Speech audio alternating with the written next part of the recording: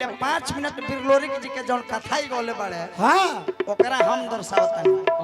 बिरलोरिक जी आखिर कैसे राजा मोलागत से लड़ाई कर गईले। लड़ाई करे ना गई रहे कहानी हम सुनावतनी कैसे बा। ओवर मत बना, कॉन्फिडेंस के साथ गावा। अरे वह सब मोबाइल में सर्च करें गूगल पर। आई बोकादास व्यास कही के जिसको कहानी नहीं गाने आता है ये उल्टा के पलटा इसमें से उसमें अघन में से फूस में गा रहा है। कम से कम सुदर्शन भैया से सीख लेता है यार। छोड़ ले राजा मुलागत अगोरी राज के ये जो मंदिरी का पिता का नाम मेहर यादव था। एक दिन मेहर यादव को राजा मुलागत जुगा खेलने के लिए निमंत्रण दिया, आमंत्रण किया। राजा मुलागत के दरबार में मेहर गईले जुगा खेले खातिर। जुगा खेले गईले, शर्त रखल गई जुगा के बार खेलल गई। एक बार, दो बार, 3 बार, ना 7 बार। छठा बार जब मेहर यादव जुगा हार गईले वही समय में मेहर के पत्नी जो रही है गर्भवती रही है। कहानी के मोड़ देखिए। आखिर राजा मुलागत मन ही मन प्यार नहीं करता था। नहीं जुगा में मेहर यादव को बेटी को वो जीत लिया था।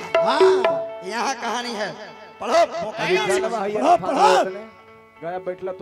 मेहर जब जुगा खेल गईले अंत में 7वां बार में अपना घर द्वार पूरा हार जब गईले 7वां बार में जब अपन धर्म पत्नी के गर्भ जमना रहे गर्भ हार गईले कि यदि मेरा बेटा होगा तो तुम्हारा बस में होगा, बेटी होगा तुम्हारा ही बस में होगा। ए बबुआ जी राजा मुलागत के दरबार में मेहर यादव जब अरे हम खैनी नहीं खाते था, बार खैनी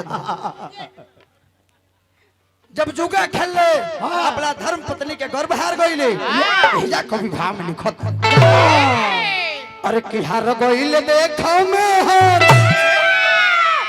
अरे अपना ललनवा हो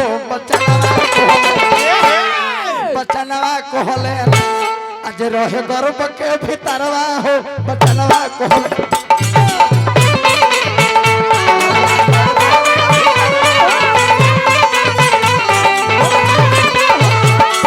गर्भ के भीतरवा हो बचनवा कहले बचनवा कहले।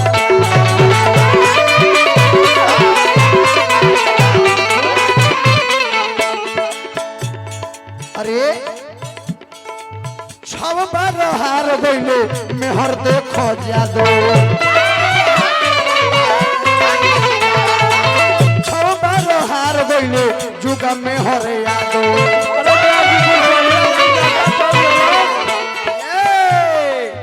गाई गाई गुडू हलचल करला बखनवा हो बचनवा अरे बचनवा कहले अरे गर्भ के जे भीतरवा हो अरे बचनवा कहले।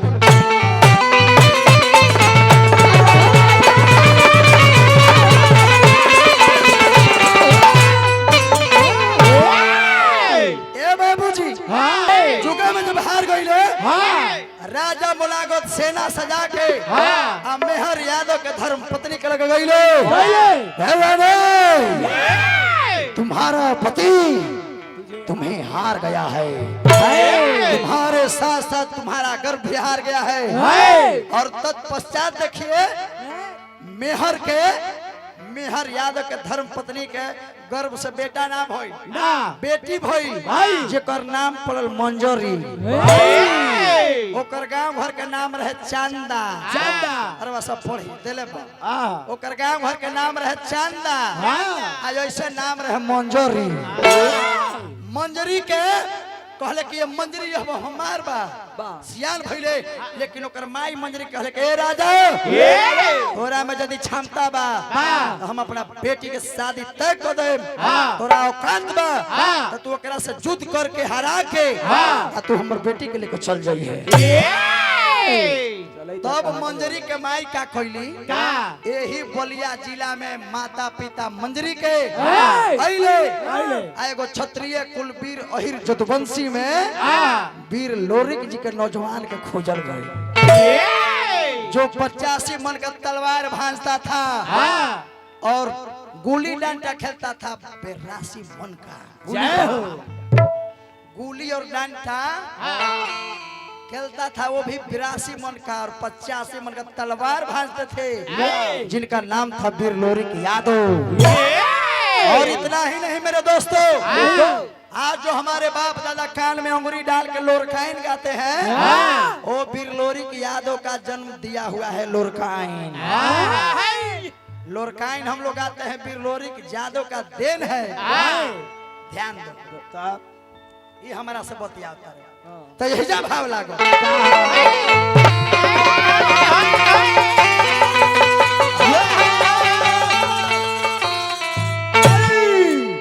और किले के तलवार चल देखो तलवार चल देखो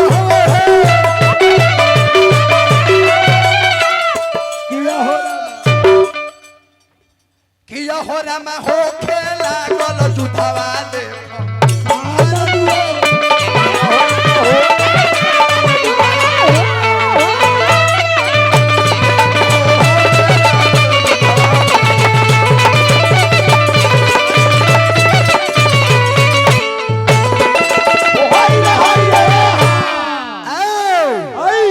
कितबले नजरिया रे अरे मुदैया पपरी रे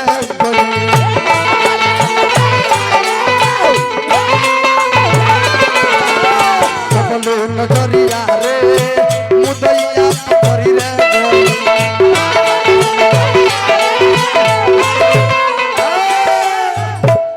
अरे मुदैया पपरी रे बोलो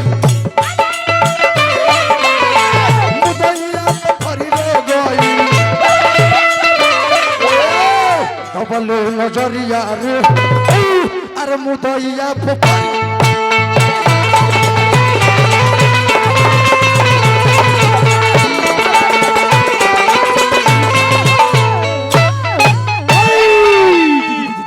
ए बाबू मंदिरी कहले केकरा से राजा वीर लोरिक यादव से कहले कि ऐसे राजा मुलागा से युद्ध ना जीतबा ना। हमरा गांव के समीप ही एगो शंकर भगवान के मंदिर बा ओहिजा हमरा लेके चलो आ शंकर भगवान के हम पूजा पाठ करब। आ वीर लोरिक यादव माँ भगवती के बहुत परम भक्त थे, उनका माँ का आशीर्वाद रहता था। मंजरी कहले केकरा से वीर लोरिक से कि युद्ध राजा से ऐसा ना जीतबो ना। राजा भी कोनो कमजोर नहीं खा वो वीरे बारे अब मुलागत पूरा शासन काल राज करता रहे। हमारा मंदिर लेके चलो शिव जी के प्रार्थना करो आराधना करो शिव जी के मंदिर पूजा पाठ कैले आ वीर लोरिक के वही मंदिर कहले कि हमनी के प्रेम के निशानी कैसे रही यही पलिया जिला उत्तर प्रदेश में आज भी आप लोग जाइए पहाड़ पर वही 85 मन के तलवार से मंजरी इशारा की वो पत्थर जो है पहाड़ जो है आप यदि एक बार तलवार से मारकर उसको 2 खंड में कर दीजिएगा तो मैं जानूंगा कि आप एक पहिर का पुत्र हैं, आप वीर हैं, आप हमसे प्रेम करते हैं। वही वीर लोरिक यादव 85 मन का तलवार लेके मंजरी के कथना अनुसार पत्थर पहाड़ पर मार ले शिला 2 टुकड़ा में हो गई। मंजरी या वीर लोरिक के प्रेम कहानी वही पत्थर पर लिखा। आज भी रउआ सब जाए वही जा प्रेम कहानी वीर लोरिक का मंजरी के देखे को मिली। कहानी ऐसे गाना चाहिए श्रोता समाज को बुर्बक मत बना ना। अरे कि जिंदगनिया में कहानियां हो गई अरे कि लोरिक लिखले प्रेम कहानियां हो अमर देखनिया में कहानियां हो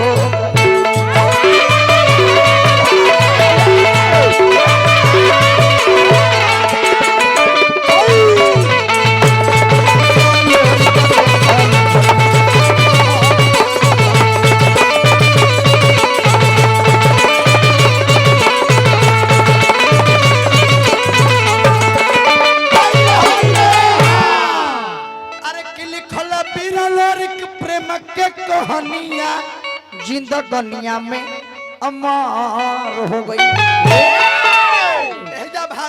जी है भाई एजा देख रमेश जी हाँ अरे तो लिखले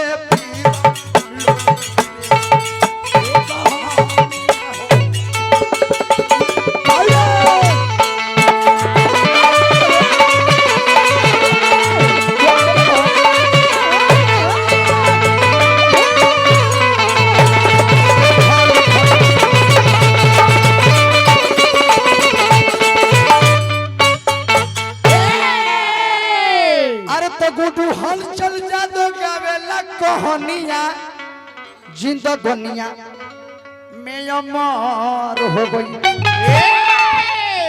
तो गुडू हलचल जादो गावे ला कहानिया हो जिंदगनिया में अमर हो गई।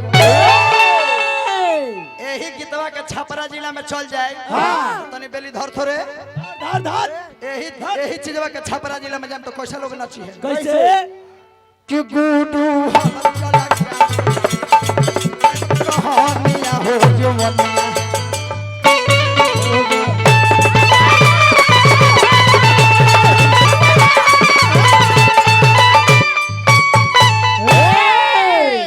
कहानी ऐसे गाया जाता है मालिक हाँ। तो आप एक व्यास नहीं बुलाए हैं नहीं आप एक चूहमारवा को बुला दिए